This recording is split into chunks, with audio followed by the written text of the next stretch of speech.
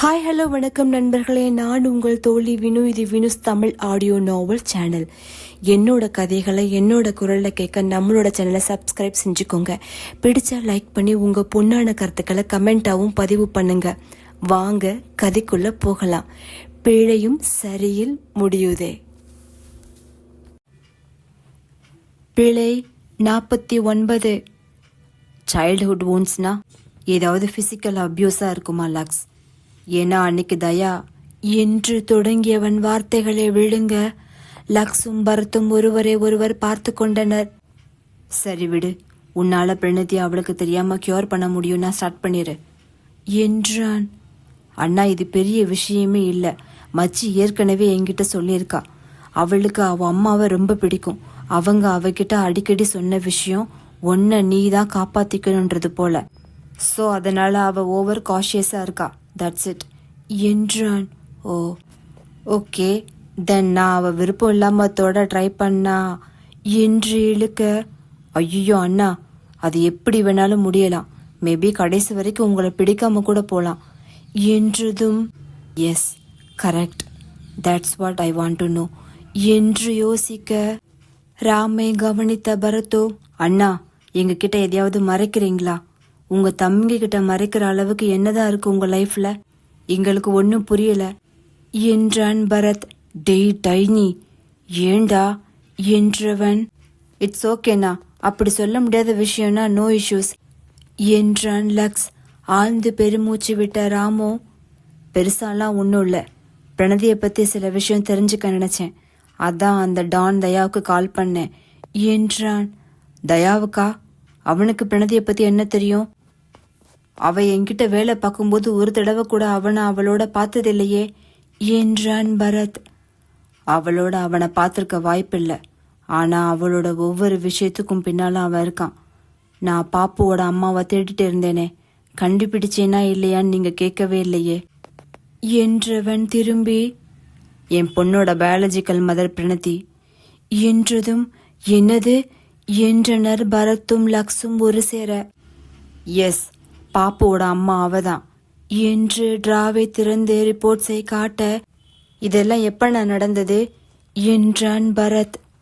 ஓ, இது தெரிஞ்சதுக்கு அப்புறம்தான் பிரணதிக்கு பிடிச்ச கொரியன் டாக்டரை இந்தியாவுக்கு அனுப்புனீங்க.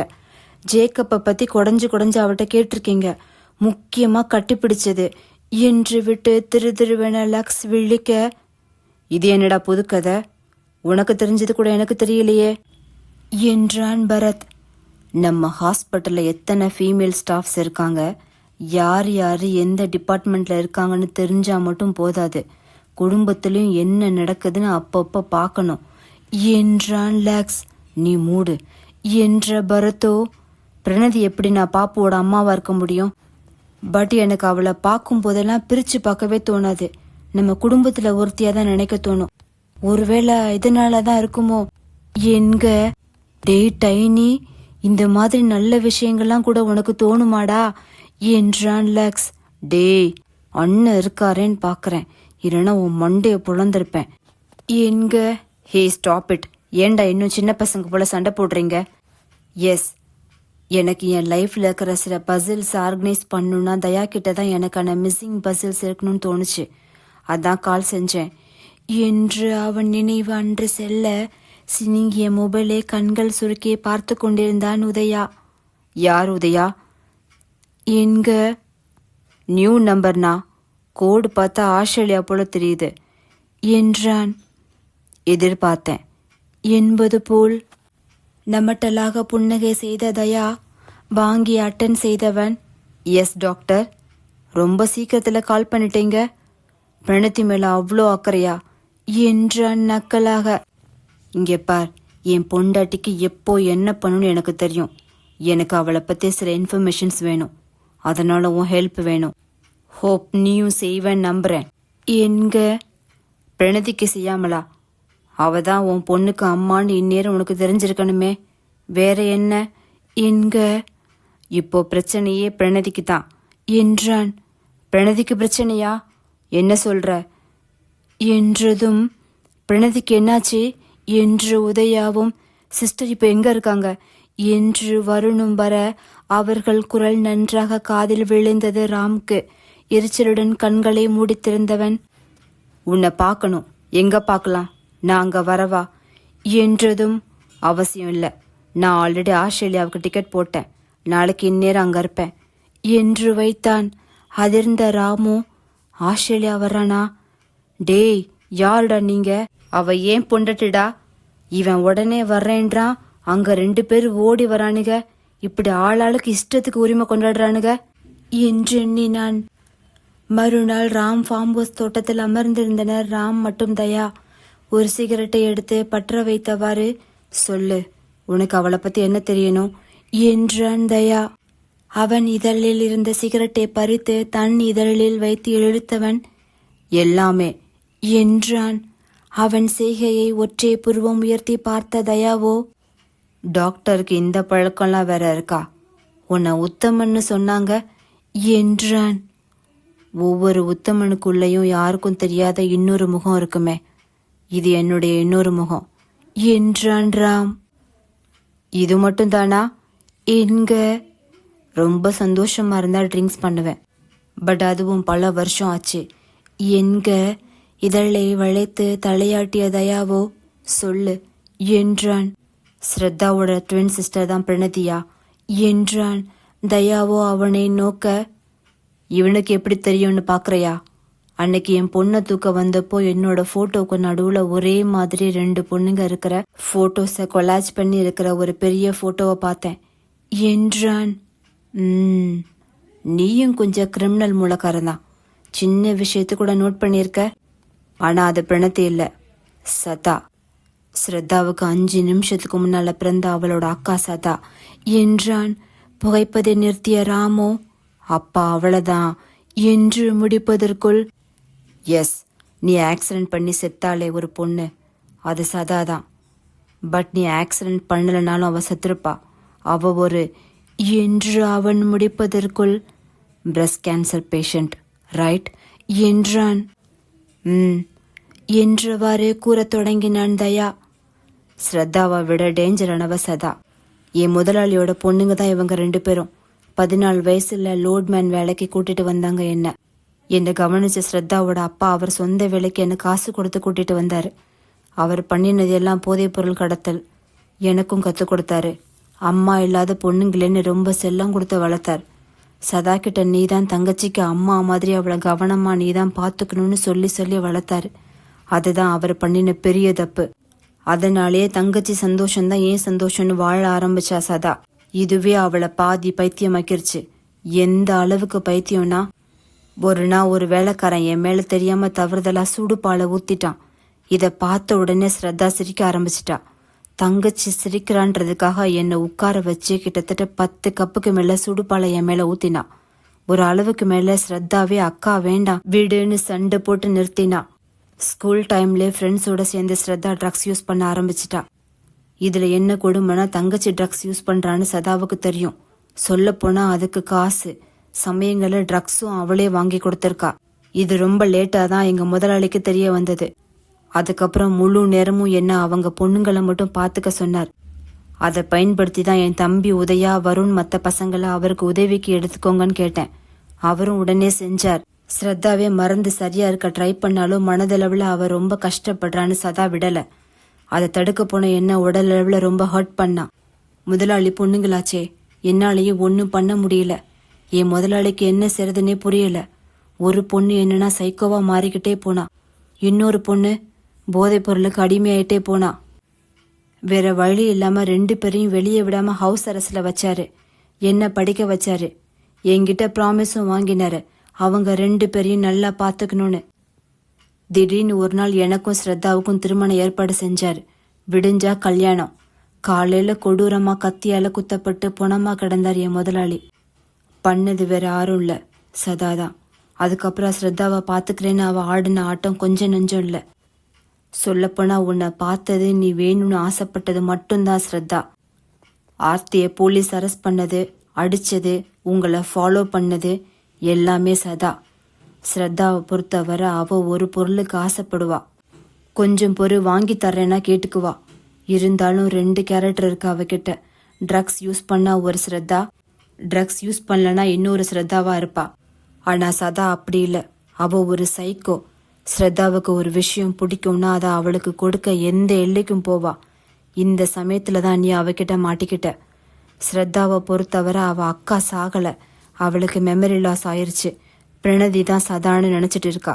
அவன் நினைச்சிட்டு இருக்கான்றதை விட நாங்க அவளை நினைக்க வச்சிருக்கோம் என்றான். அப்போ பிரணதி என்றான் ராம். அவங்களுக்குள்ள உருவத்துல மட்டும்தான் ஒற்றுமை, வேற எந்த சம்பந்தமும் இல்லை என்றான். இன்னும் பிரணதியை பத்தி எனக்கு ஒன்றும் தெரியலையே. அவ யாரு? அவளுக்கு உனக்கு என்ன சம்பந்தம் என்றான் ராம். ஹஹாவென சிரித்த தயாவோ, பிரணதி என்னோட சின்ன வயசு கிருஷ்ணா, நீ நம்புறியா என்றான். பற்களை கடித்த ராமோ, சின்ன வயசு கிரஷ்ன்னு சொல்லும் போது என்ன ஒரு ஆனந்தம் அந்த கரடி முஞ்சியனுக்கு என்று எண்ணியவாறு, சொல்லு சொல்லித்தல கேக்குறேன், வேற வழி என்றான். நான் 14 வயசுல இங்க வந்தேன்னு தெரியும். அதுக்கு முன்னால எங்க இருந்தேன்னு தெரியுமா? வள்ளநாட்டுல. எஸ், என்னோட சொந்த ஊரும் பிரணதி ஊரும் ஒரே ஊரு தான்.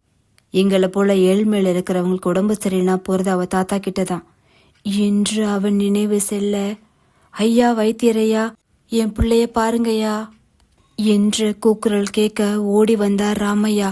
கந்தலான ஆடையுடன் ஒரு சிறுவனை கையில் பற்றியும் இன்னொருவனை ஆட்டோவிலிருந்து இறக்கினர் அந்த ஊர் மக்கள். 1 வாரமா தர்மாஸ்பத்திரில தான் வச்சிருந்தேன். கடைசியில மஞ்சக்காமலை முத்தி போச்சு, காப்பாற்ற முடியாத சொந்த பதங்களுக்கு சொல்லி அனுப்புங்கன்னு சொல்லிட்டாங்கய்யா என்று கதற, சரி சரி கத்தாதம்மா, கையில காசு வச்சிருக்கியா என்றார்.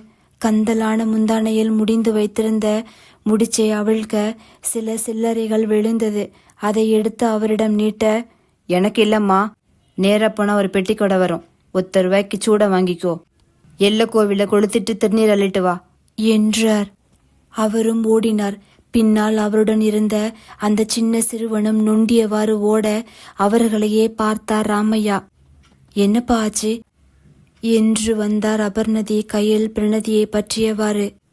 மஞ்சக்காமலையா, ரத்தத்துல கலந்துருச்சு போல, கஷ்டம்தான், இருந்தாலும் கடவுள் துணையும் வேணும்ல என்றவர் மருந்துகளை தயாரிக்க துவங்கினார். திருநீரை அள்ளிக்கொண்டு ஓடி வந்தவரிடம் வாங்கி, கண்ணு சீக்கிரம் சரியாகணும்னு பூசி விடுடா என்றதும் தன் பிஞ்சு கையால் திருநீற்றை அள்ளி சாமி கும்பிட்டு விட்டு தயாவின் நெற்றியில் பூசினாள் பிரணதி. எப்படியும் 15லேருந்து 20 நாள் வர ஆகும். பத்திய கஞ்சி தான். என் மக பாத்துக்குவா. நீ வேலைக்கு போறதா இருந்தா காலைக்கும் மாலைக்கும் வந்து பாத்துக்கோ. இந்த பையன் இங்கதான் இருக்கணும் என்றார். சரிங்கய்யா, என் புள்ள பொழைச்சிருவானாங்கய்யா என்க. பொழைச்சிருவேன். என்ன செய்தான், படிக்கானோ என்றார். பள்ளிக்கூடத்துக்கும் போவேன், ராத்திரில வயலுக்கு தண்ணி பாய்ச்ச வேலைக்கும் போவான் ஐயா என்றார். நல்லது என்றவர் நாட்டு மருந்து பத்திய மருந்து மூலம் தயாவை கவனிக்க மெல்ல மெல்ல அவனும் குணமாக தொடங்கினான்.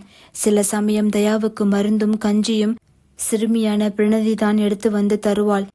ஓய்வு நேரத்தில் ராமையா தன் பேத்தியிடம் பேசுவதையும் அவள் அதை கூர்மையாக கவனிப்பதையும் கட்டிலில் இருந்தாலும் மென் புன்னகை செய்தவாறு கவனித்தான் தயா. பிழை 50. ஒரு நாள் மாலை தன் 2வது மகனை அழைத்து கொண்டு வந்தார் தயாவின் அன்னை. இவனுக்கு பிறப்பிலிருந்தே நட இப்படிதானோ என்றார் ராமையா சிறுவன் உதயாவை கண்டு. ஆமாயா, குறையோட தான் பிறந்தான். இவன் 2வது வயசுல இவங்க அப்பாரு தவறிட்டாரு. மூத்தவன் தான் கொஞ்சம் உருப்படின்னு பார்த்தா என்று சேலை தலைப்பை பற்றி அழ. சரி சரி அழாதம்மா, உன் பிள்ளைக்கு ஆயுசு கெட்டி ஆபத்தான கட்டத்தை எல்லாம் தாண்டிட்டான். இன்னும் கொஞ்ச நாள் தான், கூட்டிட்டு போயிடலாம் என்றார். சரிங்கய்யா, செலவு எம்புட்டுன்னு சொன்னீங்கன்னா வாங்கி அந்த தந்துடுவேன் என்றவர் கழுத்தில் பழைய சிவப்பு கயிறும் அதுவும் சாயம் விழுத்து இருக்க, கையிலும் காதிலும் எதுவும் இல்லை. அவர்கள் தோற்றமே குடும்ப நிலையை எடுத்துரைக்க, கையில எம்புட்டு வச்சிருக்க என்றார். கையில இல்லைங்க ஐயா, எம்புட்டுன்னு சொன்னா வட்டிக்காரர்கிட்ட வாங்கியாந்து தந்துடுவேன். பெரியவன் பின்னால வேலைக்கு போய் அடைச்சிருவான் என்றார். வேலைக்கா? எம்மா, இன்னும் 2 மாசம் இவன் கவனமா இருக்கணும். இன்னும் எழுந்திருக்கவே இல்லை, அதுக்குள்ள வேலைக்கு அனுப்ப போறேன்ற. ஒண்ணு வேண்டாம் தம்பி, இந்தாப்பா, வளர்ந்து நாளைக்கு நல்ல உத்தியோகத்துக்கு போனா முடிஞ்சதை வந்து கொடு என்றார். அது மட்டுமல்லாமல் பிறப்பிலே கால் வளைந்து நடக்க கடினப்பட்ட உதயாவுக்கும் மூலிகை எண்ணெய் தேய்த்து உள்ளே அளவுகோல் வைத்து மாவு கட்டு போட்டார். தயாவுக்கோ கண்ணீர் பொங்கி நிற்க அவன் அன்னையோ பொலப்பொலவென கண்ணீர் வடித்தார். அட ஏம்மா நீ வேற, ராசாவை போல 2 ஆம்பளை பிள்ளைகளை பெத்து வச்சுட்டு தொட்டதுக்கெல்லாம் அழுதுட்டே இருக்க, போய் ஆக வேண்டிய வேலையை பாரு என்றார். உழைத்து உழைத்து ஓடாக தேய்ந்து பணம் ஈட்டினாலும் கந்து வட்டி, மீட்டர் வட்டி, வட்டிக்கு வட்டி போட்டு வாங்கும் அண்டை வீட்டுக்காரர்களும் அப்பா தவறிய நிலையில் பங்கு பிரிக்கிறேன் என்று இருந்த ஒரு வீட்டையும் பறித்து மாட்டுத் தொழுவத்தில் தங்களை தங்க வைத்த உறவினர்களையும் இரவு முழுவதும் கண் விழித்து வேலை பார்த்தாலும் கசறிக்கொண்டே காசு கொடுக்கும் முதலாளிகளையும் பிறப்பு முதல் கண்டவனுக்கு ராமையா வீட்டினரின் நடவடிக்கை அதிர்ச்சியை தந்தது. இப்படியும் மனிதர்கள் இருக்கிறார்களா? தான் இதற்கு என்ன கைமாறு செய்ய போகிறோம் என்றே எண்ணினான். தாங்கள் இலவசமாக சிகிச்சை அளிக்கிறோம் என்ற இருமாப்பே இல்லாமல் ராமையா, அபர்ணதி, பிரணதி என மூவரும் மாற்றி மாற்றி தயாவை பார்த்து கொண்டனர். சிறுமி பிரணதியின் மழலை குரலும் ஓரிடத்தில் அமராமல் ஓடிக்கொண்டே திரியும் அவளின் சுபாவமும் தயாவை வெகுவாக கவர்ந்தது. அவள் பள்ளிக்கு சென்று விட்டால் வீடு வெறிச்சோடி கிடப்பதும், வந்து விட்டால் விடாமல் ஒலிக்கும் அபர்ணதியின் பிரணிமா எங்க இருக்க, இங்க வா என்ற அழைப்பும், காலையிலிருந்து என்ன நடந்தது என்று பெரிய மனித தோரணையில் அவள் தாத்தாவிடம் உரையாடுவதையும் பார்த்தவன் கொஞ்ச நாள் அவன் உலகத்தை மறந்திருந்தான் என்றே கூறலாம். இந்த மருந்தை சரியா சாப்பிடணும், கொஞ்ச நாளைக்கு ரொம்ப உப்பு உரப்பு இல்லாம பத்தியமா சாப்பாடு கொடுக்கணுமா என்று அனுப்பி வைத்தார். சுய நினைவு இல்லாமல் அங்கு வந்த தயாவுக்கு ஏனோ செல்லும் பொழுது மனமே இல்லாமல் உடல் மனம் எல்லாம் கனத்துவிட்ட உணர்வு. அதன் பின் ராமையாவுடன் பின் அமர்ந்து சைக்கிளில் பள்ளிக்கு சென்றதை தள்ளி நின்று பார்த்திருக்கிறான். அடர்ந்த சோலை காட்டில் முதிர்ந்த சோள கருதுகளை ஒடிக்கும் பணியில் இருந்தனர் தயா, அவன் அன்னை மற்றும் இன்னும் பலர். கிட்டத்தட்ட மாலை 3 மணி அளவில் அம்மா என்று ஒரு சிறுமியின் கூக்குரல் கேட்க காட்டுக்குள்ளிருந்து அன்னையிடம் கூறியவாறு வெளியில் ஓடினான் தயா. ஒத்தையடி பாதையில் இரு பக்கமும் அடர்ந்த சோள காடாக இருக்க தயா வயதை ஒத்த ஒரு சிறுவன் அவள் கையை பற்றி வம்பு செய்து கொண்டிருக்க அவனை சமாளிக்க முடியாமல் திணறினாள் பிரணதி. சற்று தொலைவில் இருந்த தயா கதிர்களை அறுக்கும் பண்ணை அருவாளே சரியாக குறிப்பாத்து அவன் முதுகில் எரிய நடு முதுகில் குத்தி கிழித்து விழுந்தது. முகத்தை புற்றி கொண்டு அவன் ஓட அவள் அருகில் ஓடி வந்தவன் என்னாச்சுமா என்று அவள் கைப்பையை எடுத்து கொடுத்தான். அழாதப்பா, இந்தா சாப்பிடுறியா என்று அவனுக்கு மாலை டீக்கு கொடுக்கப்பட்ட அவித்த மக்காச்சோளத்தை நீட்ட வேண்டாம் என்று தலையாட்டினாள். சரி வா, பயப்படாத, நான் ஒன்னும் செய்ய மாட்டேன், நான் யாருன்னு தெரியுதா என்பதற்கு மழங்க மழங்க விழித்தாள். ரொம்ப நாள் ஆச்சுல, அதான் மறந்திருப்ப இல்ல? அம்மா, உன் தாத்தா தானே வழக்கமா விடுவாரு, இன்னைக்கு வரலையா என்க? அம்மாவுக்கு உடம்பு சரியில்லை, மருந்து வாங்க வெளியூர் போயிருக்காரு என்றாள். எப்போ வருவாரு என்க? 4-5 நாள் ஆகும் என்றாள். சரி, அம்மா உன் பேர் என்ன என்றதும் பிரணதி என்றாள். என்னை பார்த்தா உனக்கு பயமா இருக்கா என்றான். இல்லை என்று தலையாட்டினாள். சற்று தொலைவில் இருக்கும் அவர்கள் ஊர் தெரு வரை அவளுடன் வந்தவன் பார்த்துப்போ, நான் வர்றேன் என்று நகர முற்பட்டவனை நோக்கி மக்காச்சோளம் என்று கை நீட்ட நைந்த பாக்கெட்டில் வைத்திருந்த மக்காச்சோளத்தை எடுத்து துண்டால் துடைத்து பூரிப்புடன் இந்தா என்று கொடுத்தான். அதன் பின் சரியாக அவள் பள்ளி விட்டு வரும் வேளை காத்திருந்து அழைத்து கொண்டு ஊரில் விடுவதை கடமையாக 3 நாள் செய்தான். 4வது நாள் அவளை எதிர்பார்த்து நின்றவனுக்கு ஏமாற்றமே. அவள் வரவே இல்லை, இனி வரப்போவதும் இல்லை என்பதை அறியவில்லை தயா. அதன் பின் தான் அவன் அன்னை சொல்ல கேட்டான், பிரணதியின் தாய் மறித்து விட்டார் என்று. தங்கமானவகையா, அந்த குடும்பத்துக்கு நம்ம கடமைப்பட்டிருக்கோம்யா, இன்னைக்கு நீ முழுசா நிக்கனா அதுக்கு அவங்கதாயா காரணம் என்றதும் ஏனோ தனது தாயை இழந்தது போல் வருந்தினான் தயா. கொஞ்ச நாள் என்றாலும் அவர் கையால் உணவு உண்ட உணர்வோ என்னவோ. அதன் பின் அவளை கண்டதில்லை என்றுதான் கூற வேண்டும். அதன் பிறகே அடிமை வேலைக்கு அழைத்து செல்லப்பட்டான். உங்களை போல டாக்டர் கிட்ட சின்ன தலைவலின்னு வந்தாலே எக்ஸ்ரே எடுங்க, ஸ்கேன் எடுங்க, பிளட் டெஸ்ட், இந்த டெஸ்ட் அந்த டெஸ்ட்னு போன தலைவலியும் வர வச்சிருவீங்க. இத்தனை பார்க்க சொல்றாங்களேன்னு பயத்துல பாதி பேருக்கு ஹார்ட் அட்டாக் வந்தா கூட ஆச்சரியப்படுறதுக்கு இல்ல.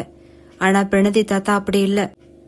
எவ்வளோ பெரிய நோயா இருந்தாலும் ஒன்னும் இல்ல, கொஞ்ச நாள் எல்லாம் சரியாயிரும், இதை மட்டும் சாப்பிடு அப்படின்னு சொல்லுவாரு என்றான் தயா கண்ணீர் ததும்ப. முதலா ஸ்ரத்தாவை பிரணதி தோற்றத்துல பார்க்கும்போது நான் சந்தோஷப்பட்டதுக்கு அளவே இல்லை. ஆனா அதுக்கப்புறம் தான் ஒரு விஷயம் புரிஞ்சது. உருவத்துல ஒற்றுமை மட்டும் இருந்தா போதாது, உள்ளத்திலையும் வேணுங்கிறது. ஒருத்தரோட வளர்ப்பு எவ்வளவு முக்கியம், அவங்க வளர்ற விதம் எவ்வளவு முக்கியம்னு புரிஞ்சது. ஸ்ரத்தாவுக்கும் பிரணதிக்கும் உள்ள வித்தியாசம் மலைக்கும் மணல் மேட்டுக்கும் உள்ள வித்தியாசம். ஆனா பிரணதி இன்னும் மாறவே இல்லை. என்க கூர்மையாக கேட்ட ராமின் மனதில் ஏனோ மெல்லிதாக பொறாமை எட்டி பார்க்க, என் பொண்டாட்டி எல்லாத்துலயும் பெஸ்ட்னு எனக்கு தெரியும், ஆனா என் குழந்தைக்கு அவ எப்படி அம்மாவானான்னு நீ சொல்லவே இல்லையே என்றான். உனக்கு ஞாபகம் இருக்கா, என் பொண்டாட்டி கூட ஆன்லைன்ல நீ கடலை போட்டியே என்றான் தயா நக்கலாக சிரித்தவாறு. ஏ ஹலோ, அது உன் பொண்டாட்டின்னு எனக்கு எப்படி தெரியும்?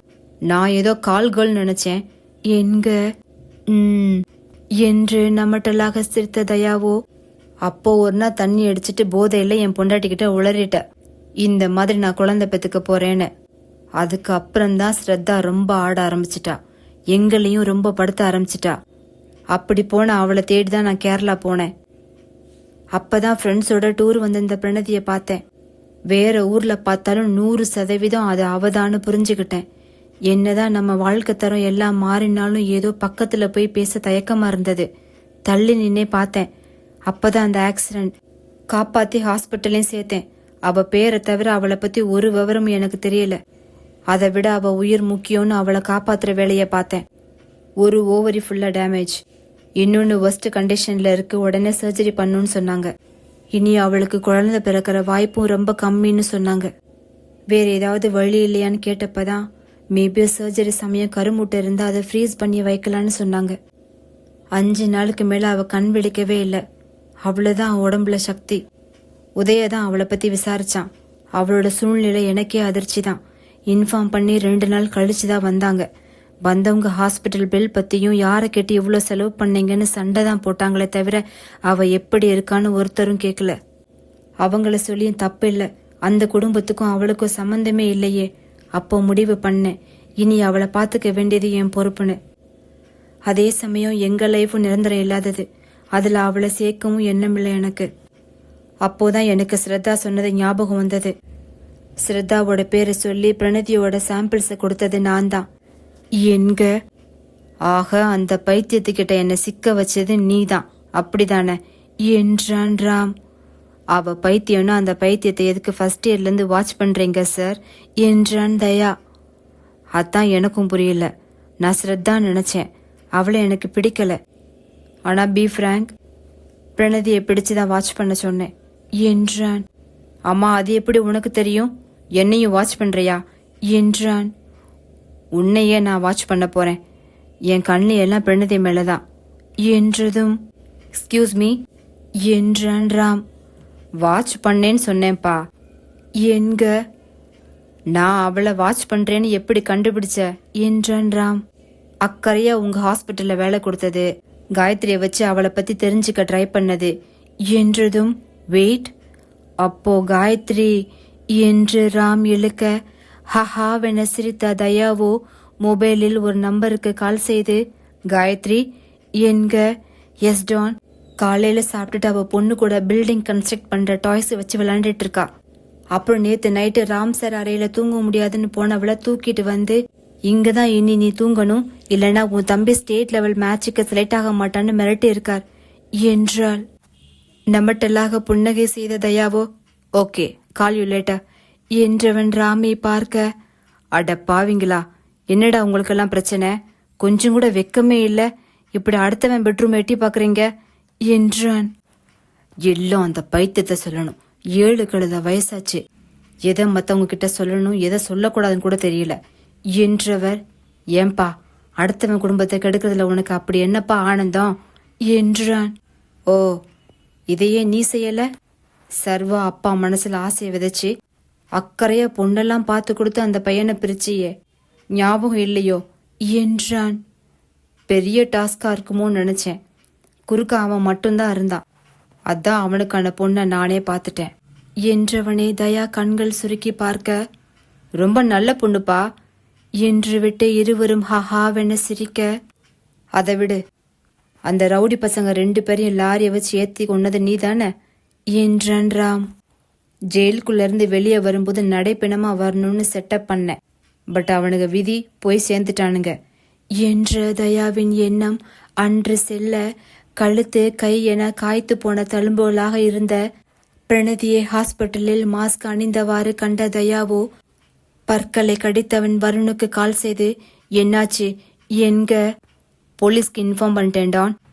தப்பிச்சு ஓடும்போது உடச்சிட வேண்டியதான் காலை என்றான்.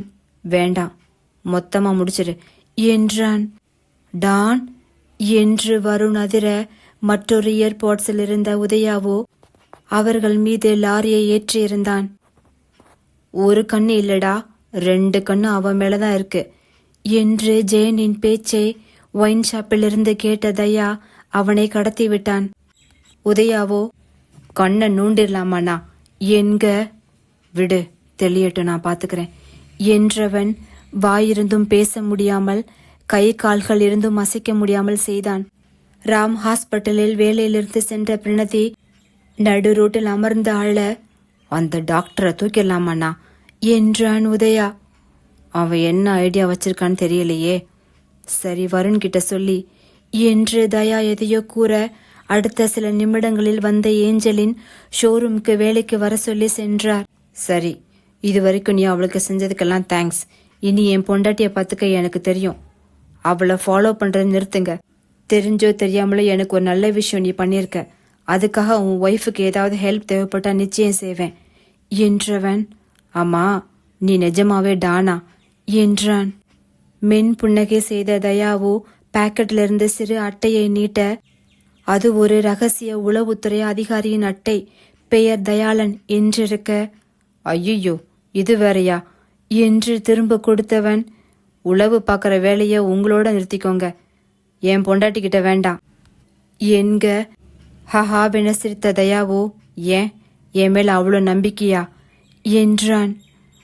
என் பொண்டாட்டி மேல அவ்வளோ நம்பிக்கை, அதை சொல்ல முடியுமா என்ன என்று எண்ணியவன், அப்படித்தான் வச்சுக்கோ என்றான்.